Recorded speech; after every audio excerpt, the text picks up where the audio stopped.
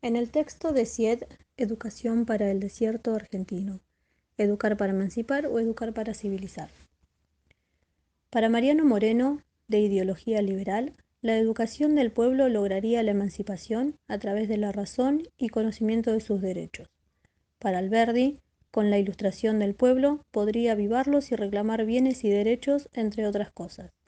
Vean la enseñanza como un arma de doble filo. El pensamiento de Sarmiento cree que se debe civilizar a los bárbaros para organizar la nación-estado, para favorecer el comercio y para aumentar su capacidad de acción, moralizar o domesticar al gaucho. La idea sarmientista de civilizar es también por medio de la disciplina militar. Tanto Alberdi, luego Sarmiento, creen que la sociedad necesita salir de su atraso, sea civilizatorio como económico, por medio del capital del inmigrante europeo. Pero esta masa de inmigrantes no eran los que esperaban. Ya no serían quienes transformarían las mentalidades y la economía de esta sociedad atrasada, por lo cual se los ve como los peligrosos. Ya no es el indio o el gaucho el problema. Por lo tanto, comienza el proceso de nacionalización. Consta de los actos patrios. Posteriormente, se crea la escuela inclusiva de identidad común que garantiza la libertad y la prosperidad. Para Belgrano, la educación da buenas costumbres, moral física, propaga conocimientos útiles para el Estado, un Estado que debe estar presente para el hombre y la escuela, crea ciudadanos virtuosos, como lo deben ser también los educadores, y Belgrano se ocupa de la enseñanza de las mujeres. Hay que sacarlas de la ignorancia porque serán las futuras madres y primeras educadoras de las virtudes morales, porque una minoría se ilustra en instrucciones privadas o huérfanas, instruidas por maestras y estas que deben inculcar también buenas costumbres.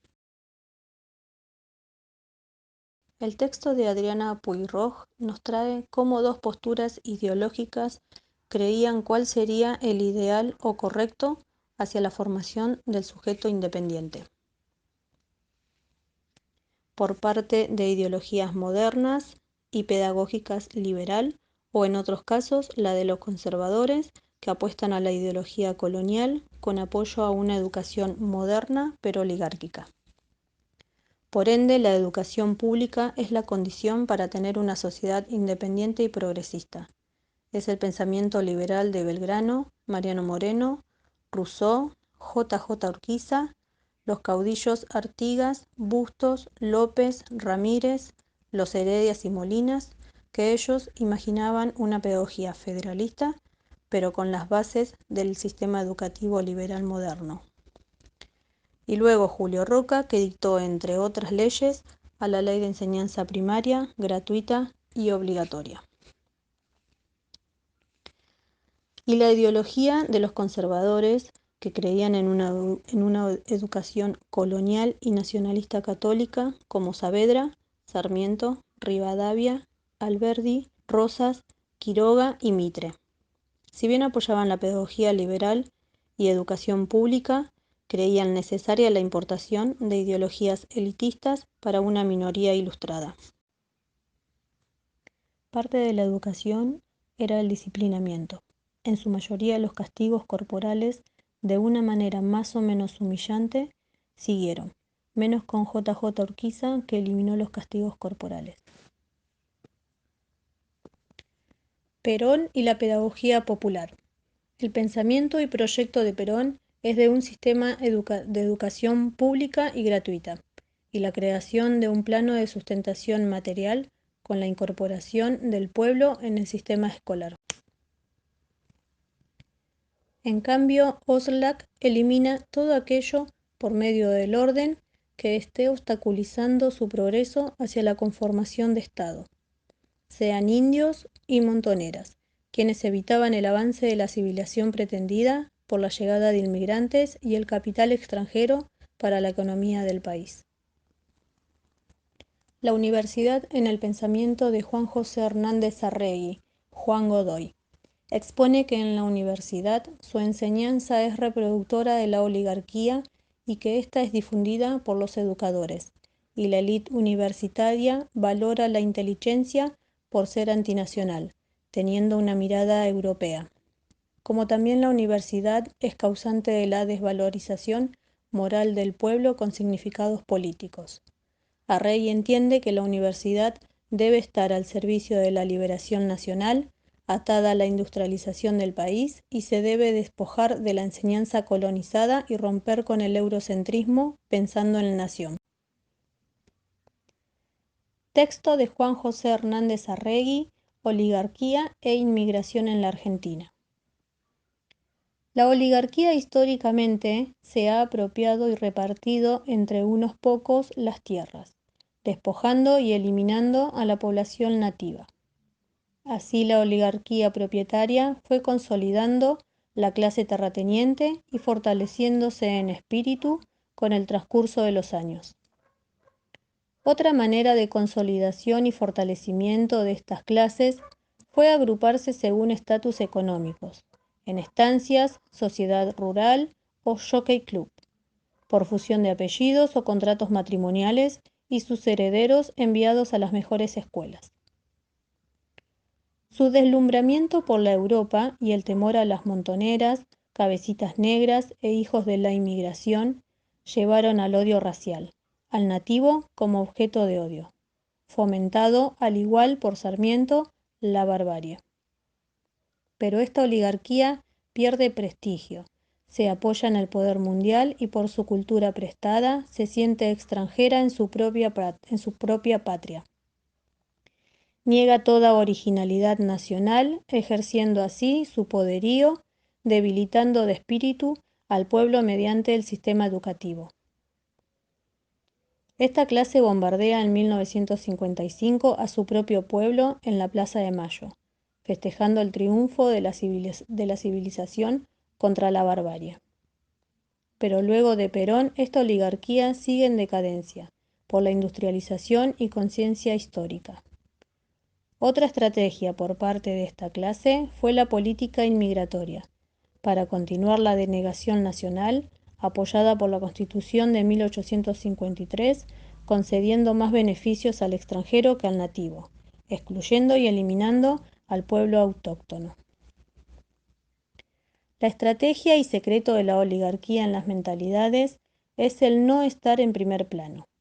El secreto de su poder es que es un poder secreto, ejercido por la familia y el sistema educativo, por ejemplo la universidad, por medio de sus profesores que inculcan la ideología de la liberación política, promueve la inteligencia, carácter antinacional, y los intelectuales les sirven directamente al poder.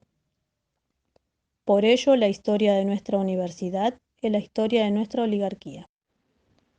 Llegó el momento de hablar del peronismo, y para eso vamos a tomar como referencia el texto de Huergo, donde nos habla de Perón y Eva y cómo ellos, siendo los líderes del pueblo, los perciben como educadores, quienes utilizan el poder para brindarles a los trabajadores y al sector popular las herramientas necesarias para poder consolidar como un ciudadano capaz de participar en la política, disfrutar los derechos que tienen como ciudadanos, haciéndoselos conocer y poner en práctica, por medio de la educación.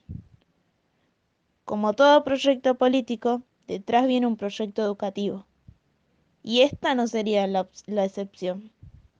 Junto con Arizaga, unirán el trabajo y la educación mediante la creación de nuevas instituciones. Los niños también serán parte de estas reformas. A través de los manuales escolares, el peronismo transmitía sus propuestas educativas. Puigros lo deja muy claro en uno de sus escritos.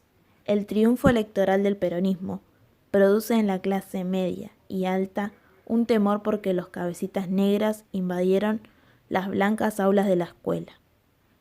El peronismo reconoce que los niños son sujetos de derecho y lucha por hacérselos cumplir. Todo eso lo logra con su mirada en Latinoamérica, observándola, analizándola y creando métodos nuevos. Natalia Milanesio también nos habla sobre el peronismo En su texto titulado Cuando los trabajadores salieron de compras, hace referencia al sector popular y a los trabajadores cuando ingresaron a la ciudad y pudieron comenzar a disfrutar de los derechos que le corresponden como ciudadanos, el poder acceder a una mejor condición de vida debido al aumento de sus salarios, al reconocimiento de sus derechos, al poder retirarse los sábados, al mediodía de sus trabajos les brindaba un tiempo libre en donde poder ocuparlo en cosas que le producieran placer, como ir al cine, disfrutar con su familia un día de plaza, poder ir a ver un partido de fútbol, poder ir y comprarse ropa, cosa que antes no podían hacer debido a las condiciones muy bajas laborales que tenían. Para la clase media y alta, la nueva inclusión social fue muy irritante. Significó la pérdida del acceso exclusivo. Debían forzadamente mezclarse con los sectores de menores ingresos. Ahora debían compartir las filas largas para comprar en los locales e ir al cine, hacer filas largas, llegar a la boletería y no conseguir entradas. La evidencia en la vestimenta denotaba la desigualdad social que el gobierno quería erradicar. Ahora los trabajadores podían acceder a comprarse lujosos trajes y camisas, lo que igualaba a los dueños de casa y a aquellos que pertenecían a la oligarquía y a la clase media alta. La cultura de consumo se volvió socialmente más inclusiva. La historia de la empleada doméstica vestida como su empleadora surgió como el ejemplo más común de la creciente igualdad social durante el peronismo.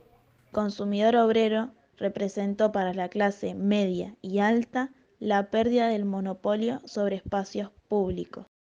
Los sectores más acomodados resentían la socialización forzada con grupos de menores ingresos. La clase media temía no poder distinguirse notoriamente de ellos. En consecuencia, resaltaba las diferencias y culpaba al obrero de consumir cosas innecesarias, de gastar y saciar sus necesidades inmediatas y no invertir en el futuro.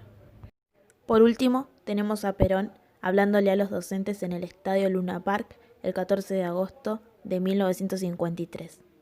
Él comienza agradeciendo y reconociendo el trabajo de los docentes.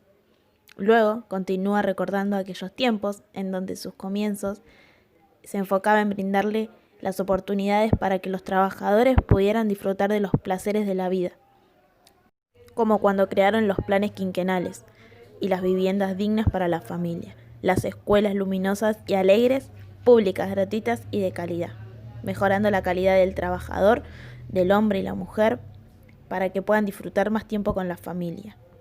El famoso sábado inglés, el aumento del sueldo, las vacaciones pagas. Esto era un ejemplo de labrar la tierra en los trabajadores para luego poder sembrar en ellos la educación. También le habla a los padres y deposita un grado de confianza y responsabilidad sobre ellos como educadores. A los maestros les recuerda que están tratando con personas que poseen emociones y que no se dediquen solamente a instruirlos, sino que también los eduquen acompañándolos con cariño y afecto. Les habla de aquello que tiene más valor y en qué deben enfocarse, que es en formar ciudadanos buenos y prudentes, antes que inteligentes y malvados. Y para ir finalizando, les pide a los maestros que para poder ayudarlos, primero se organicen entre ellos, para que los maestros se vuelvan los consultores ayudando al Estado.